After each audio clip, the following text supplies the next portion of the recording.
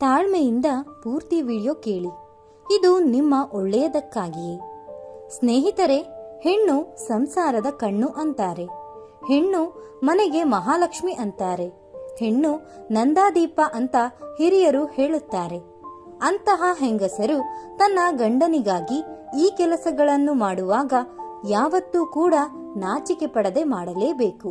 ಹಾಗಾದ್ರೆ ಬನ್ನಿ, ಹೆಂಗಸರು ಗಂಡನಿಗಾಗಿ ನಾಚಿಕೆ ಪಡದೆ ಮಾಡಲೇಬೇಕಾದಂತಹ ಕೆಲಸಗಳು ಯಾವುವೆಂದರೆ, ಹೆಂಗಸರು ತನ್ನ ಗಂಡನ ಜೊತೆ ಸಂಭೋಗ ಮಾಡುವಾಗ ಯಾವತ್ತೂ ಕೂಡ ನಾಚಿಕೊಳ್ಳದೆ ಭಾಗಿಯಾಗಬೇಕು. ಗಂಡನಿಗೆ ಅತಿಯಾಗಿ ಸಂಭೋಗ ಆಸಕ್ತಿ ಜಾಸ್ತಿ ಇದ್ದರೆ ಬೇಸರಿಸದೆ ಗಂಡನ ಇಚ್ಛೆಗೆ ಅನುಗುಣವಾಗಿ ಇರಬೇಕು.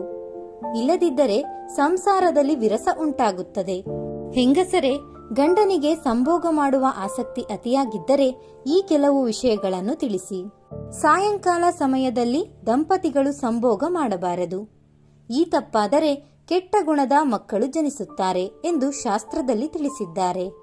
ಹೆಂಗಸರು ಮುಟ್ಟಾದಾಗ ಮುಟ್ಟಿನ ಅವಧಿ ಮುಗಿಯುವವರೆಗೂ, ಅಂದರೆ 5 ದಿನದವರೆಗೂ ಯಾವುದೇ ಕಾರಣಕ್ಕೂ ದಂಪತಿಗಳು ಸಂಭೋಗ ಮಾಡಲೇಬಾರದು ಎಂದು ಹಿರಿಯರು ತಿಳಿಸಿದ್ದಾರೆ, ನೆನಪಿಡಿ. ಇನ್ನು ಮುಖ್ಯವಾದ ವಿಚಾರ ಎಂದರೆ, ದಂಪತಿಗಳು ಮಲಗುವ ಕೊಠಡಿ ಕಗ್ಗತ್ತಲಾಗಿ ಇರಬಾರದು. ಕನಿಷ್ಠ ಪಕ್ಷ ಚಿಕ್ಕ ದೀಪ ಅಥವಾ ಬಲ್ಬ್ ಆದರೂ ಇರಲೇಬೇಕು. ದಂಪತಿಗಳು ಕತ್ತಲಲ್ಲಿ ಸಂಭೋಗ ಮಾಡಿದರೆ ಜೀವನದಲ್ಲಿ ದಾರಿದ್ರ್ಯ ಕಾಡುತ್ತದೆ. ಅಷ್ಟೇ ಅಲ್ಲದೆ ಮಕ್ಕಳು ಸಹ ದಾರಿದ್ರ್ಯ ಅನುಭವಿಸುತ್ತಾರೆ. ಲಕ್ಷ್ಮಿ ನಿಲ್ಲೋದಿಲ್ಲ ಎನ್ನುತ್ತಾರೆ ಹಿರಿಯರು.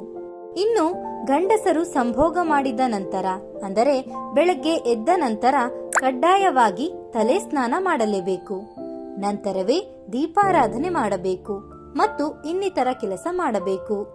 ಆದರೆ ಹೆಂಗಸರು ಕೈಕಾಲು ಮುಖ ತೊಳೆದು ಮನೆಯ ಕೆಲಸಗಳನ್ನು ಮಾಡಬಹುದು ಹಾಗೂ ಹೆಗಲು ಸ್ನಾನ, ಅಂದರೆ ಮೈ ಸ್ನಾನ ಮಾಡಿ ದೀಪಾರಾಧನೆ ಮಾಡಬಹುದು.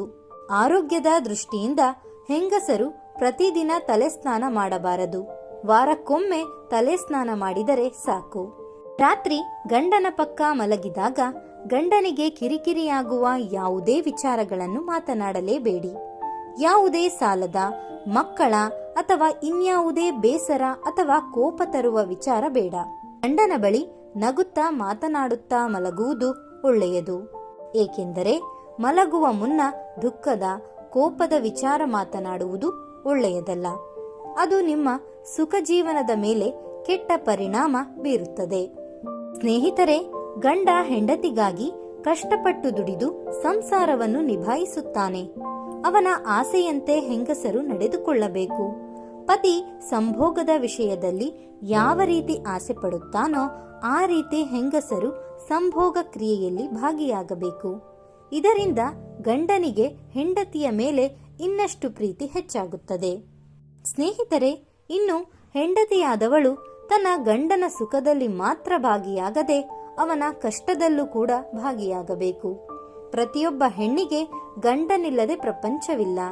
ಗಂಡನೇ ಹೆಂಡತಿಗೆ ಮತ್ತು ಮಕ್ಕಳಿಗೆ ಸರ್ವಸ್ವ ಆಗಿರುತ್ತಾನೆ. ಹೆಂಡತಿ ಎಷ್ಟೇ ದುಡಿದರೂ ಅದಕ್ಕೆ ಗಂಡನ ಸಂಪಾದನೆ ಸೇರಿದಾಗ ಮಾತ್ರ ಅದರ ತೂಕ ಮತ್ತು ಬೆಲೆ ಹೆಚ್ಚುವುದು. ಗಂಡನ ಶ್ರಮಕ್ಕೆ, ದುಡಿಮೆಗೆ ಅಷ್ಟು ಬೆಲೆ ಇದೆ. ಆದ್ದರಿಂದ ಗಂಡನ ಪ್ರತಿ ಕಷ್ಟದಲ್ಲೂ ಪತ್ನಿಯಾದವಳು ಭಾಗಿಯಾಗಬೇಕು. ಇಲ್ಲವಾದರೆ ಸಂಸಾರ ನಡೆಸುವುದೇ ಕಷ್ಟವಾಗುತ್ತದೆ. ಇನ್ನು ಗಂಡ ಹೆಂಡತಿಯ ಜಗಳ ಆದಾಗ ಹೆಂಡತಿಯಾದವಳು ಕ್ಷಮೆ ಕೇಳಲು ಮುಂದಾಗಬೇಕು. ಏಕೆಂದರೆ ಗಂಡಸರಿಗೆ ಅಹಂ ಜಾಸ್ತಿ. ಜಗಳ ಮುಂದುವರೆದರೆ ಮನೆಯ ಮನಸ್ಥಿತಿಯ ಪರಿಸ್ಥಿತಿ ಹದಗೆಡುತ್ತದೆ. ಇದರ ಪರಿಣಾಮ ಮಕ್ಕಳ ಮತ್ತು ಮನೆಯ ಸದಸ್ಯರ ಮೇಲೆ ಬೀರುತ್ತದೆ. ಆದ್ದರಿಂದ ನೀವೇ ಕ್ಷಮೆ ಕೇಳುವುದು ಉತ್ತಮ. ಇದರಿಂದ ನೀವೇ ದೊಡ್ಡವರಾಗುತ್ತೀರಾ ಹೊರತು ಸಣ್ಣವರಾಗುವುದಿಲ್ಲ. ಅದೂ ಅಲ್ಲದೆ ಗಂಡ ಹೊರಗಿನ ಟೆನ್ಷನ್, ವರ್ಕ್ ಪ್ರೆಷರ್ನಲ್ಲಿ ಹೆಂಡತಿಗೆ ಸಿಟ್ಟಿನಿಂದ ಕೆಲವು ಮಾತುಗಳನ್ನು ಆಡಬಹುದು. ಆದರೆ ಅದನ್ನ ಹೆಂಡತಿಯಾದವಳು ಚೆನ್ನಾಗಿ ಅರ್ಥ ಮಾಡಿಕೊಂಡು ಗಂಡನಲ್ಲಿ ನಾಚಿಕೆ ಇಲ್ಲದೆ ಕ್ಷಮೆ ಕೇಳಬೇಕು. ಇದು ಸಂಸಾರದ ಒಳಿತಿಗಾಗಿ. ಹೆಣ್ಣೆ ಸಂಸಾರದ ಕಣ್ಣು, ಮರೆಯದಿರಿ.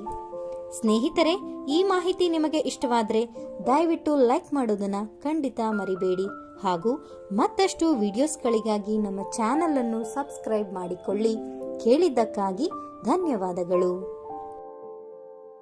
ಸ್ನೇಹಿತರೆ, ಈ ವಿಡಿಯೋ ಬಗ್ಗೆ ನಿಮ್ಮ ಅಭಿಪ್ರಾಯ ಏನೆಂಬುದು ಕಮೆಂಟ್ ಮಾಡಿ ಹೇಳಿ, ಲೈಕ್ ಮಾಡಿ, ಶೇರ್ ಮಾಡಿ, ಸಬ್ಸ್ಕ್ರೈಬ್ ಮಾಡಿ. ಬೆಲ್ ಬಟನ್ ಒತ್ತೋದು ಮರಿಬೇಡಿ, ಏಕೆಂದರೆ ನಮ್ಮ ಪ್ರತಿಯೊಂದು ವಿಡಿಯೋ ಮೊದಲು ನಿಮಗೆ ತಲುಪಬೇಕು. ನಮಸ್ಕಾರ.